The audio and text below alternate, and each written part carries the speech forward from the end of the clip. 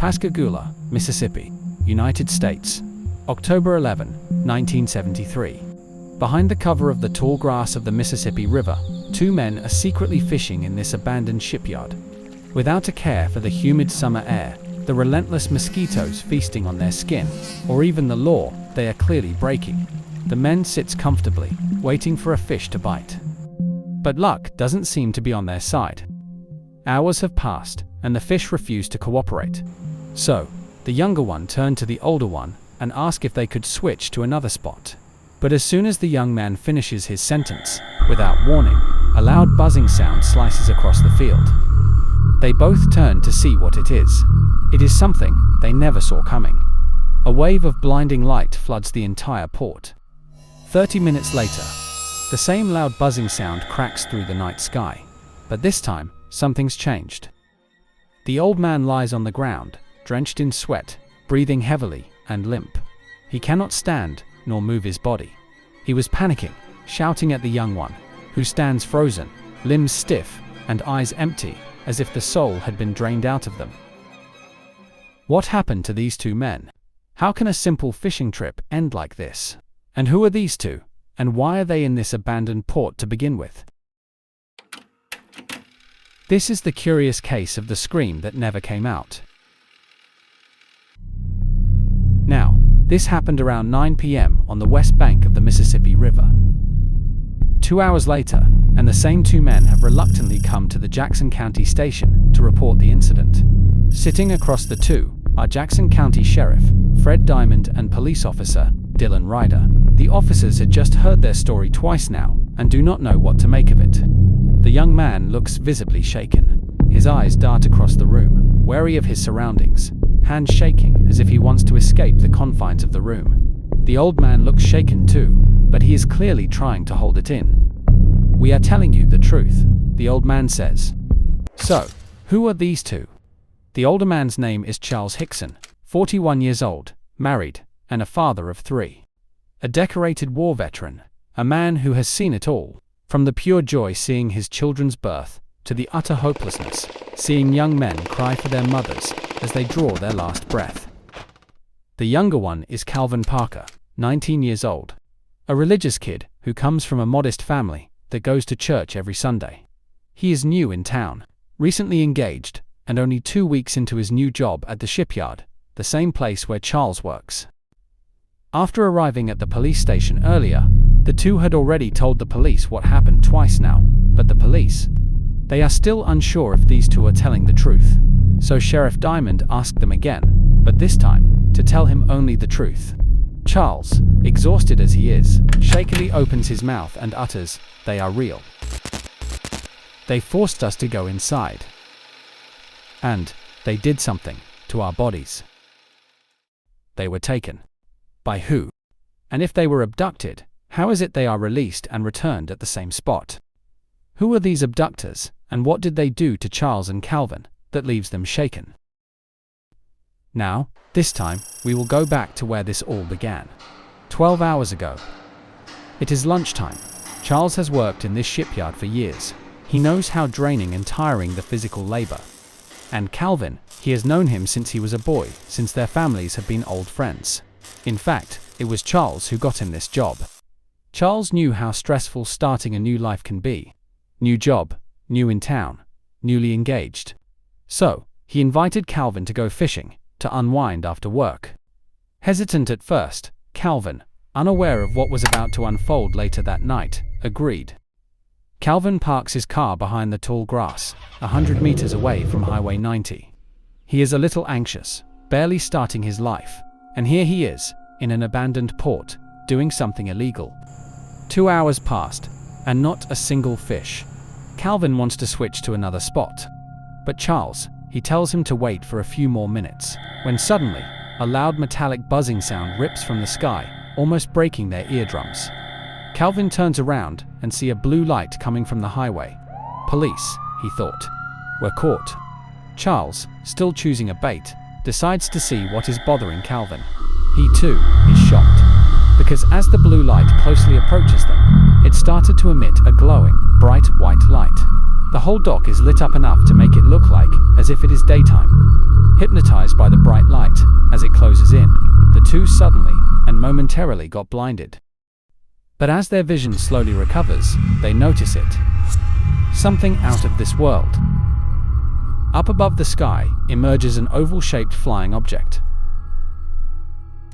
Then slowly, a circular pitch-black door slides open, and from it, 3 figures materialize. Charles gulps. His mind could not believe what his eyes are witnessing. And slowly, from the darkness, there they are. 5 feet tall. Grey elephant-like skin. Pincer-like hands. Slit for mouths and eyes. Pointed circular nose and ears. He knew these figures are not human. He could at least tell that. Then, they start moving and float toward him and Calvin. A prick on his arm, and suddenly, all Charles could control are his eyes. His body betrays him and turns into a jail, leaving only his mind awake. Then, a gust of wind beneath them, and slowly, they are now both floating. The figures guided the two inside. Charles's thoughts is racing. Is this the end? Will I ever see my family again? What will they do to my body? Around him, everything was white, almost blinding white. At the end of the tunnel, the creatures places him on an invisible bed. Then, out of the wall, a mechanical eye appears. It floats toward him. Observe him for a few seconds, then it lightens up. A ray of light washes over his body. Then, nothing. It is over. The creatures return, floats him outside, and gently lay him back on the grass. He could not move. But there is no time for that. Where is he? Where is the kid? He thought. What did they do to him? As his eyes flicks through the darkness, he sees him. Beyond the fog, there he is. Arms raised, frozen towards the sky. Eyes hollow and lifeless. Charles had seen this before. Calvin is in a state of shock. Gathering all his remaining strength, Charles forcibly crawls to Calvin and tries to wake him up. As Calvin snaps out of it, behind them, the mechanical object zips back into the sky, never to be seen again. So, what exactly did Charles and Calvin see? And are they even real? First, to understand this mystery, let's go through a short history of the extraterrestrials in the US. The idea of intelligent life beyond Earth had existed in the public's mind way before the 1900s. Specifically, the Moon civilization hoax in 1835, and the programming of H.G. Wells' The War of the Worlds in 1938 have conditioned the uninformed public of such possibility.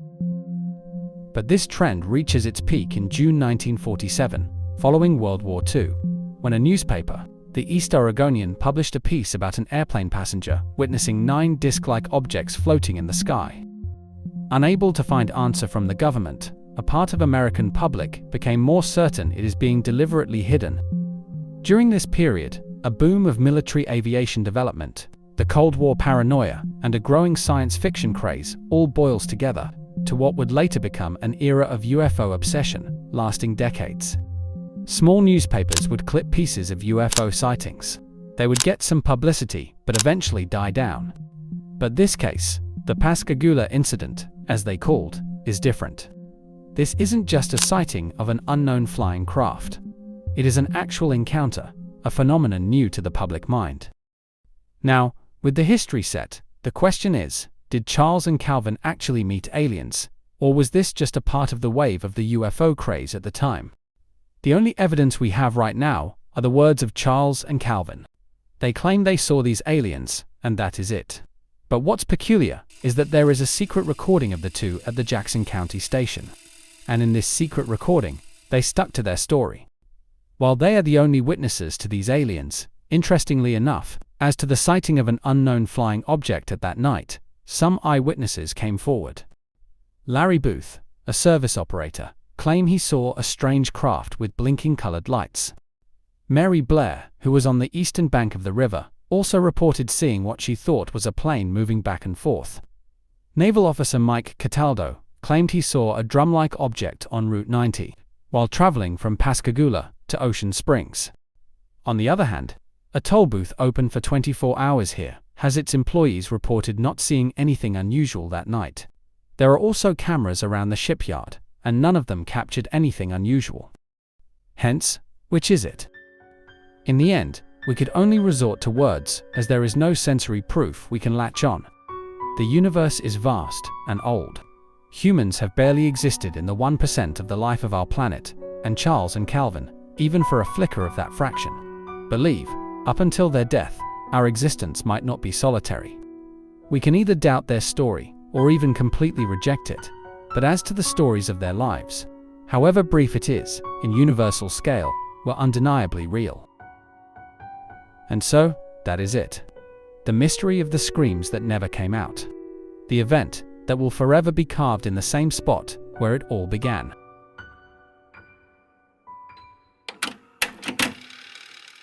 This file is closed, for now, but not forgotten. Thank you for watching. Leave your thoughts in the comment section down below. If you want to investigate some more curiosities, subscribe, so we can unfold more stories and unravel the mysterious, the bizarre, and the untold.